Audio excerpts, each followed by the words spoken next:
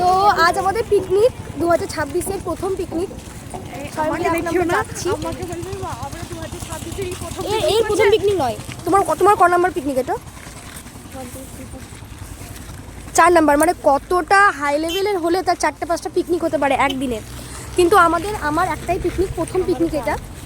তো চলো দেখি পিকনিকের মধ্যে কি কি খাবার আইটেম আছে। সব থেকে মেনলি তো আকর্ষণ খাবার, কারণ আমরা প্রচুর খিদে পেয়েছে, এরও প্রচুর খিদে পেয়েছে, বারবার বলছে আমার প্রচুর খিদে পেয়েছে, বেশি করে খাবে আজকে। চলো চলো চলো।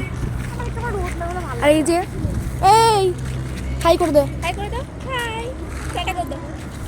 তো প্রথমে পিকনিকে ঢুকে আমরা চলে গেছিলাম খাওয়া দাওয়া করতে। আমাদের প্রথম খাওয়া দাওয়া ছিল ফুলকো ফুলকো কড়াইশুটির কচুরি, সঙ্গে আলুর দম, এবং একটু মুখ পাল্টানোর জন্য নিয়ে নিয়েছিলাম চাটনি। এরকম শীতের সকালে বন্ধুদের সাথে পিকনিকে এরকম খাওয়া দাওয়া করতে কার না ভালো লাগে বলো? আমাদেরও কিন্তু ভীষণ ভালো লাগছিল, সঙ্গে প্রিয় মানুষদের সঙ্গে এত রকম গল্প, সকালটা কিন্তু একদম জমে উঠেছিল।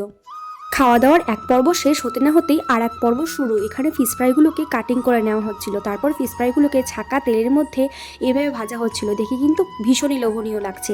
খাওয়া দাওয়ার পর্ব থেকে বেরিয়ে সকলের সাথে একটু আনন্দ করে নিচ্ছিলাম।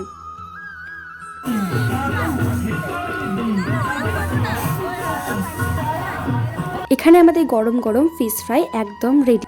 কার কার ফিশ ফ্রাইগুলো খেতে ইচ্ছা করছে আমাকে একটু কমেন্ট বক্সে জানিয়ে দাও তো। আমার কিন্তু ভীষণই ফিশ ফ্রাই প্রিয়, তোমাদের কার কার প্রিয় সেটাও কিন্তু আমাকে কমেন্ট বক্সে জানাতে পারো।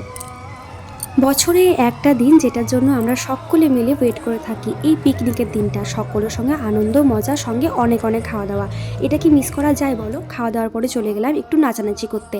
পিকনিকে কিন্তু এই জিনিসটা একদমই মাস্ট। তোমরা কারা কারা আমাদের মতো নাচানাচি করো কমেন্ট বক্সে জানিয়ে দিও। তারপরেই চলে গেলাম আবার খাওয়া দাওয়ার জন্য। পিকনিকে খাওয়া আর নাচা, এছাড়া কিন্তু আর কোনো কাজ নেই। আমাদের লাঞ্চে মেনুতে ছিল ভাত, আলু পোস্ত, সঙ্গে লাল লাল মাটন কষা।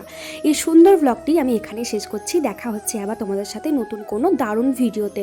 টাটা।